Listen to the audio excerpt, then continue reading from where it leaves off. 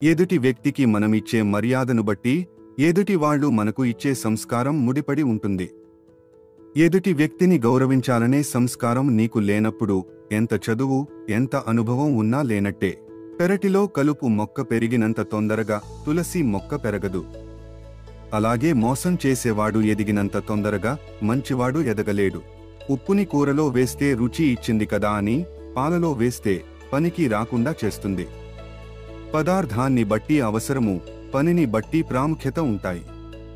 కనుక నువ్వు ఎంత గొప్ప వాడివైనా నీ అవసరం లేని దగ్గర మౌనంగా ఉన్నప్పుడే నీ విలువ పెరుగుతుంది. గొడవలు లేని బంధాలు అందమైనవి, గొడవలు ఉన్న విడిపోని బంధాలు చాలా అద్భుతమైనవి. కొన్ని సందర్భాల్లో గొడవల వల్లే బంధం బలపడుతుంది. సమస్య ఏదైనా చూసేవారికి ఒకలా, వినేవారికి ఒకలా కనిపిస్తుంది. అనుభవిస్తున్న మనకు మాత్రమే తెలుస్తుంది ఆ బాధ ఎంత భారమో అనేది. చిన్న విషయాలకు గొడవపడి, కోపడి, అలిగి మళ్ళీ ఏం జరగనట్టు మాట్లాడేవారు మీ జీవితంలో ఉంటే అస్సలు వదులుకోకండి. ఎందుకంటే వారి మనసులో ప్రేమ తప్ప మరి ఏమీ ఉండదు. మనిషి తన సంతోషాన్ని వస్తువుల్లో వెతకటం మొదలుపెట్టినప్పుడు నుండి నిజమైన సంతోషం కనిపించకుండా పోయింది. సహాయం కోరి ప్రతి ఒక్కడు బిచ్చగాడు కాదు, కానీ సహాయం చేసే ప్రతి ఒక్కడు దేవుడే. ఎంత గొప్ప బంధమైనా ఏదో ఒక సమయంలో మనల్ని వదిలి వెళ్ళక తప్పదు. చివరి వరకు మనతో ఉండేది వాళ్ల జ్ఞాపకాలు మాత్రమే. లక్ష్యం కోసం పనిచేస్తున్నప్పుడు పిచ్చివాడిలా అనిపిస్తావు, కాని గెలిచాక గొప్పవాడిలా కనిపిస్తావు.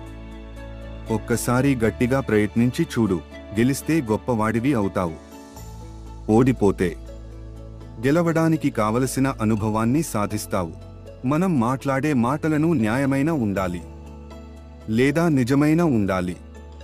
తప్పుడు మాటలు మాట్లాడి కప్పిపుచ్చుకుంటే నీ మనస్సాక్షికి జవాబు చెప్పాల్సి ఉంటుంది.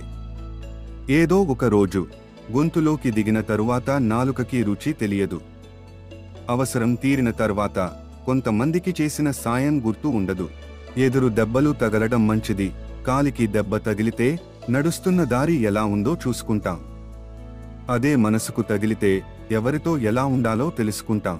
నీ కోపాన్ని మనుషులపై, వస్తువులపై చూపించడం కాదు, నువ్వు ఉన్న పరిస్థితులపై, నువ్వు ఎదుర్కోవాల్సిన సమస్యలపైన చూపిస్తే జీవితంలో అనుకోలేనంత స్థాయికి నువ్వు వెళ్ళగలుగుతావు.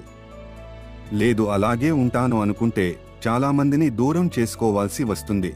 నిన్ను ఓడించే శక్తి ఓటమికి ఉంటే గెలిపించే సత్తా నీ ఓపికకు ఉంది.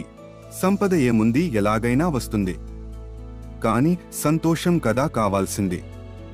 అదే కదా జీవితం అంటే. ఎవరో నిన్ను బాధ పెట్టారని వాళ్ళు తిరిగి బాధపడాలని ఎప్పుడూ కోరుకోకు. తెలియక బాధ పెడితే క్షమించు, తెలిసి బాధ పెడితే తీర్పు కాలానికి అప్పగించు. నువ్వు మాత్రం ప్రశాంతంగా జీవించు. పుకార్లు శత్రువుల ద్వారా పుట్టి, అజ్ఞానుల ద్వారా పాకి, మూర్ఖుల ద్వారా వ్యాప్తి చెందుతాయి. నీ ముందు ఉన్న సమస్య చిన్నదా పెద్దదా అని కాదు, నువ్వు ఎంత బలంగా నిలబడ్డావు అనేది ముఖ్యం. నీ కథను మార్చుకోవాలంటే ఆ సమస్యకు ఎదురెళ్ళి పోరాడు. అంతేగాని భయపడిపోయి అక్కడే కూర్చుంటే ఏదీ మారిపోదు. ఇతరులలో లోపాన్ని వెతకడం వల్ల మీకు వచ్చేది ఏమీ లేదు. మీకు మనశ్శాంతి లేకపోవడం తప్ప ఇంకేమీ రాదు.